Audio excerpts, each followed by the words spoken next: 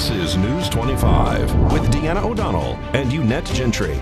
News 25, local news you can count on. News is brought to you by J.K. Nelson Law. Give them a call, 727-9900. Today's news is also brought to you by Gunny's Air Conditioning and Heating. New service and repair. Call Gunny's 775-727-6800. Welcome to KPVM TV and Ace Country Radio's News 25. I'm Deanna O'Donnell. And I'm Unette Gentry. It is Tuesday, June 7th. Well, the Attorney General of the state of Nevada has filed an emergency writ with the Nevada Supreme Court on behalf of the 5th Judicial District Court, which encompasses Nye, Mineral, and Esmeralda counties, in regards to the Nye County Commissioner's recent decision to immediately relocate the Nye County District Courts located in Tonopah and Pahrump to alternate locations following a denial of Nye County Commissioner Bruce Jabour's application to bring his gun into the courthouse. The AG's office is asking the Supreme Court for immediate action in this case by June 20th. The Tonopah courthouse has already been relocated to a shuttered former fitness center, what judges say is not renovated, inappropriate, not safe, ready to be occupied, and is in disrepair. Judges say in the court documents that they had court proceedings scheduled in Tonopah and had to cancel them since the county has not provided the keys to the judges for this facility. The Pahrump District Court is slated to move to the 250 South Highway 160 location next to Pahrump Valley Fire and Rescue Station 1. This building is currently occupied by Nye County Planning and Code Compliance. It's said to not be renovated, appropriate for inmates, court, and is also too small. It's unclear how much taxpayers' dollars it will cost to move these facilities, as the item was decided on before that information was provided. The details are unknown as to how the court would operate without the supporting offices in close proximity. The district attorney, county clerk, justice court, drug testing, and Nye County Detention Center will remain at their current location on Basin Avenue. Attached to the backup are several arguments and statements defining the district court judge's case, including a BOCC agenda item naming the facility the Gerald Bear Smith Courthouse, with a diagram outlining the entirety of the building that is called the courthouse, which is not just the courtrooms, as stated by commissioners at a recent BOCC meeting. The minutes of specific BOCC meetings are included in the documents outlining the case, calling the decision by the Board of County Commissioners a retaliatory effort and punitive, meant to punish the judges for denying the commissioner's application to bring a weapon into the facility and not to protect the Second Amendment rights of citizens. In 2010, the Nevada Supreme Court directed the lower courts to protect themselves and staff in the areas that they occupy following a shooting inside the lobby of a courthouse in Las Vegas in which 2 people were shot and the gunman killed himself. One security officer died in that shooting. A U.S. Marshal that was shot survived his injuries.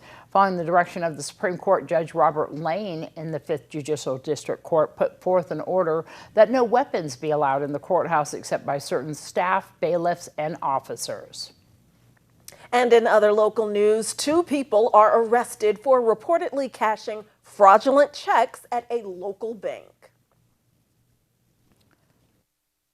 2 individuals have been arrested by the Nye County Sheriff's Office relating to crimes including conspiracy to commit burglary, possessing dangerous drugs, and burglary of a business. According to the Nye County Sheriff's Office, deputies were dispatched to Nevada State Bank on May 24th regarding a fraudulent check that was being cashed.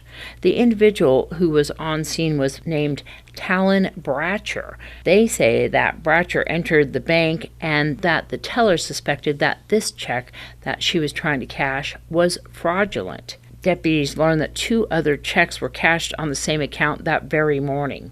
They say that Bratcher left the bank prior to deputies' arrival, leaving behind the check and her state ID card.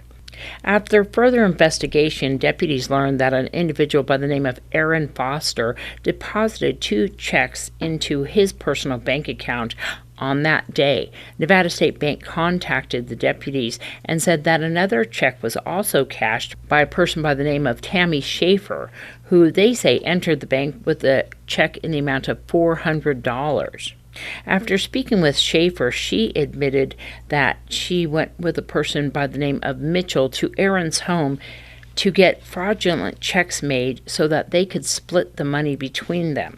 They say that they received a telephonic search warrant for the property. At the home, deputies say that they located printers, ink, blank checks, misprinted checks, where Aaron, they say, was perfecting his fraudulent checks.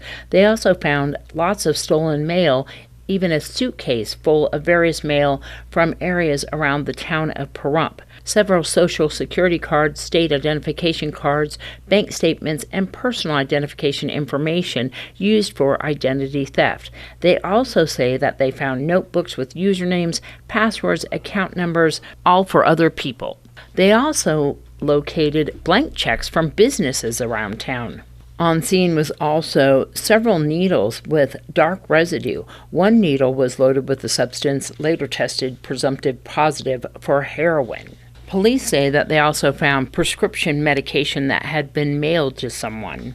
Aaron Foster was taken into custody and is facing charges of 2 counts of conspiracy to commit burglary, 1 count of personal identification theft, possession of drugs, conspiracy to violate the Uniform Controlled Substance Act, possessing a dangerous drug without a prescription, possessing or receiving forged instruments or bills, grand larceny, financial forgery, and obtaining credit cards without the owner's consent. Tammie Shaffer has been arrested for burglary of a business, forgery, conspiracy to commit forgery, and possessing forged instruments or bills.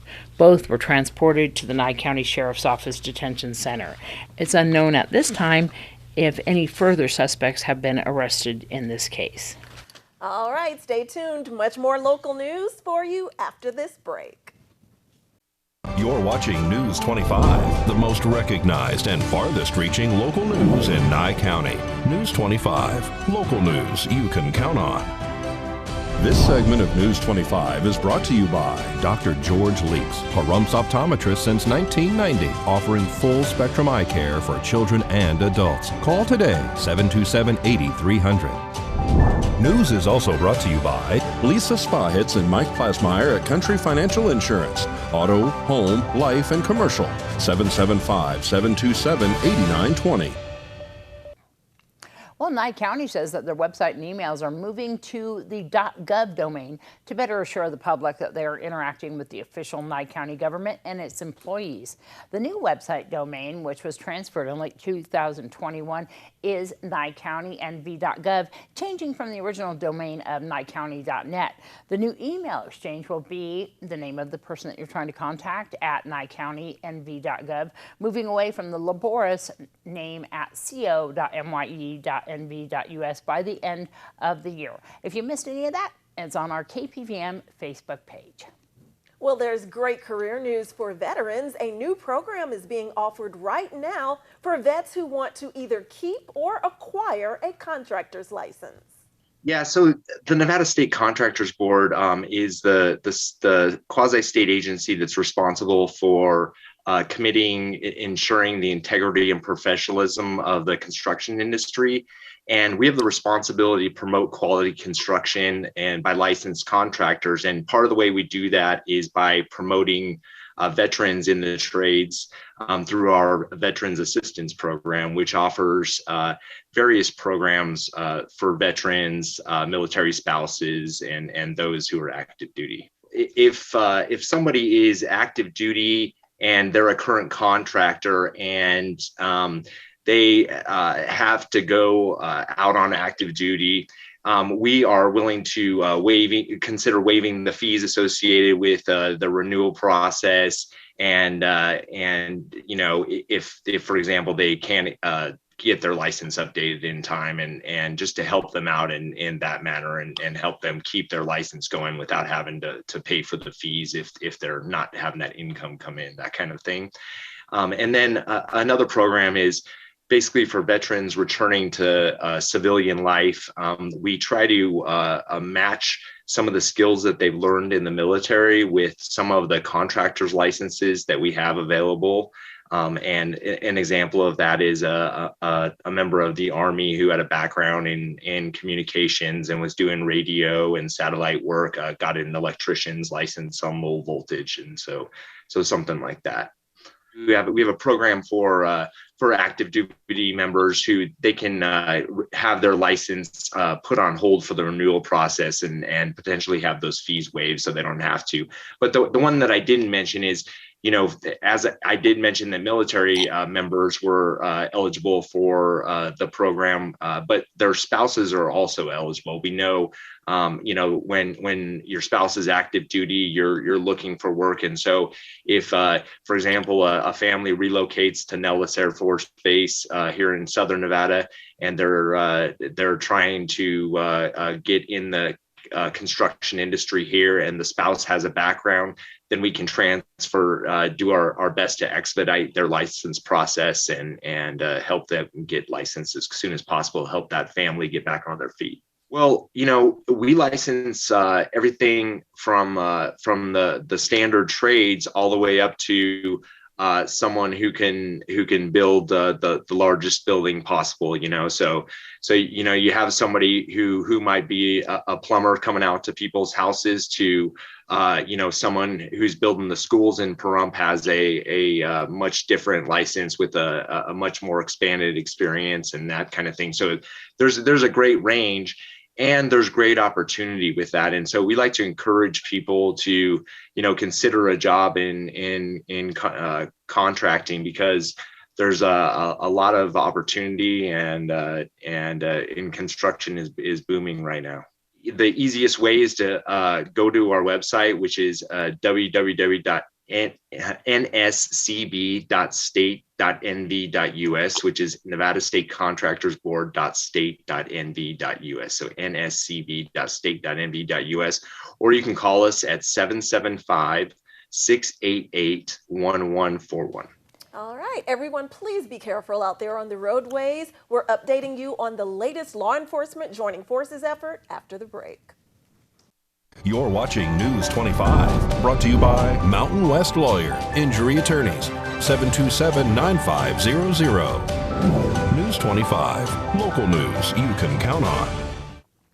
Well, as Jeanette was telling you out there before the break, there is a Joining Forces event happening right now through June 20th. Nevada law enforcement agencies throughout the state will be joining forces and citing distracted drivers. Nevada law clearly states that any use of a handheld electronic device, a cell phone, MP3 player, GPS device, and more while driving is illegal. Nevada's ban on handheld devices while driving went into effect on January 1st of 2012, and law enforcement continues to spot and cite offenders every day.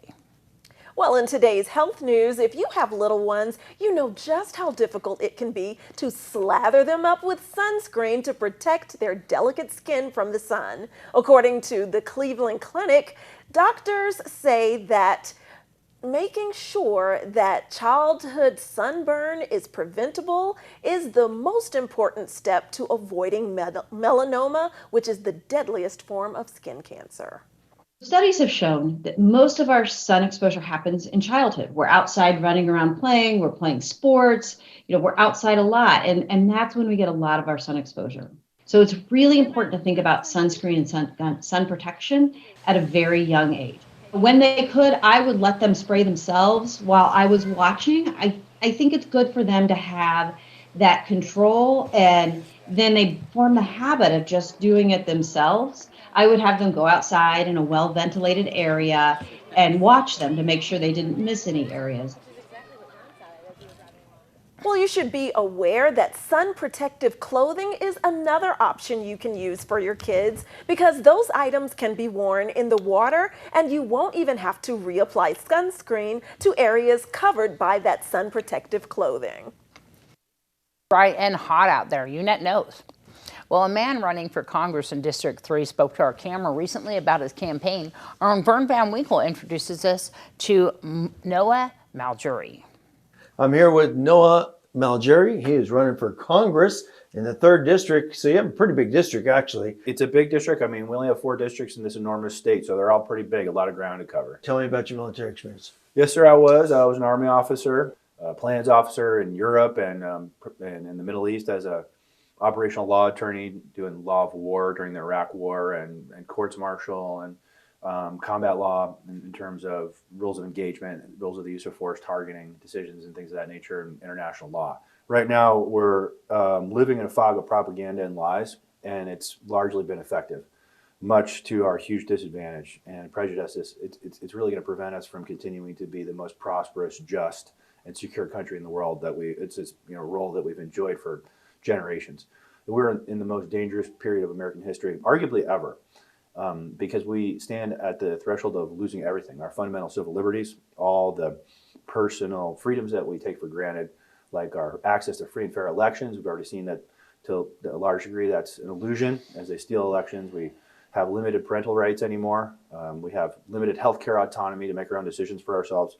Our freedom of speech has never been so much restricted, but our Second Amendment is in peril. An armed population is like herd immunity against authoritarianism. And what we need to do is, I tell people, go buy more guns now, go buy more ammo, because the more you have, it serves as a bigger deterrent. Like having the strongest and most powerful and formidable military in the world serves as a deterrent against aggressors in different countries from trying to take advantage of the United States or its allies. Well, an armed population it is a deterrent against government overreach, against the population. That's the whole point of the Second Amendment, by the way. People, they ultimately want to prevent us from worshiping the Lord and Savior Jesus Christ in this country. That's what they want to do. They're doing this on purpose. Do you think that baby formula thing is an accident? You think all these blown up food plants are an accident? You think the invasion at the border is an accident? You think the fentanyl crisis is an accident? You think gas prices are an accident? You think any of this stuff, currency devaluation, inflation, you name it, our own federal government is trying to weaken us. So COVID was a great example. Put everybody out of business, close all the small businesses. We'll give you the money, but eventually it's going to be a central bank digital currency. They'll give you money, and how you spend it will be controlled by your social credit score. And that'll be a function of what you've said online, who you've invited over, who you're associated with, and so forth. Your behavior. Did you get your vaccines on time? Et cetera, et cetera, et cetera. People need to wake up, because a big way that this is happening, and the way this is able to have happened, is because of propaganda and lies. Essentially, it's an information warfare. It's psyops, keeping everybody intimidated, quiet, because we have commonality. I go around and I say this stuff on national television, on the radio. I don't care. I say it in crowds. Everybody claps. They know it's true. Courage is contagious. People are ready now. They're waking up. The truth is outrunning the propaganda narrative. And that's really dangerous for us, because that means the authoritarians have to do something desperate. Noah Malgeri for U.S. Congress, Nevada's 3rd District, noah4nevada.com. Thanks very much. News 25 Weather Cam is brought to you by Lerner and Rowe Injury Attorney's Office in Pahrump. In a wreck, need a check? Call 702-877-1500. Well, it's dry and windy out there. Be careful if you have sinus issues. Hydrate, hydrate. It's still beautiful outside, though, even though the temps are rising. A closer look at our weather next.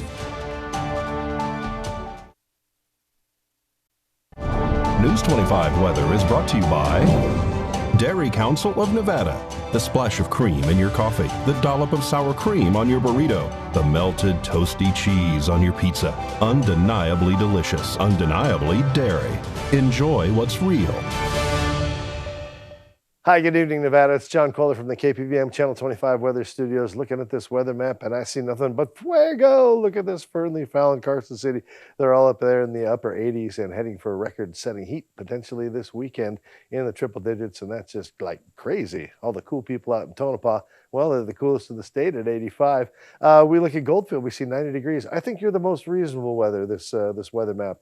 Head out to Goldfield if you want something like reasonable, because you get down to Beatty, Amargosa, Las Vegas, we're all under excessive heat warnings, also red flag warnings for burning likely. So, but look at our heat all up in the triple digits. Death Valley at 112 degrees. Here in the Paradise Pahrump, let's take a look. Current temperature 99, and it's just shy of a triple digit temperature. 101 was our high today here out in the Paradise Pahrump. Winds gently whispering to the side of the southwest to 9 miles per hour as that sun rose this morning in all its glory, hope, and promise. 5:26 a.m. Setting this evening just shy of the 8 o'clock mark, just shy of 8 bells, 7:59. We're heading down to a low tonight of 74 degrees, and those winds continue gently out of the southeast to 8 miles per hour as we head on into our busy work week. What do we got? Bunch of nice weather, really. If you like triple digits, we got nothing but for the next 5 days. One little cloud comes to visit us on Thursday, and then Saturday, Sunday, boy, it's going to get windy like nuts. 23 mile per hour average gusts on Sunday. That's going to blow out the weather and bring our temperatures down to more seasonal, moderate, mid 90s. That'll something to look forward to Monday, Tuesday. All right, make your plans and batting the hatches down on Sunday. Back to the desk. Here's Deanna. I the love podiatrist your we reaction to the weather. You're just like, no, to the 106, 104. Right when we went to the 100s, I said, no. We are talking about the dry weather because right before we went to news tonight, somebody had a bloody nose. She was outside all day. Yes, it was just sinus issues. And again, remember, stay hydrated. Remember to take extra precautions if you're going to be outside. I was enjoying the weather. My best friend from second grade, Latoya, is here. Hi, Latoya. Hi, to her mom, Miss Mason, and her adorable kids. We were just showing them around. Take care of the yourself weather. out Yes. there in the warm, dry weather. Yes. There you go. All right. We'll see you back here tomorrow night. I'm Deanna. I'm Unette. Good night. Good night.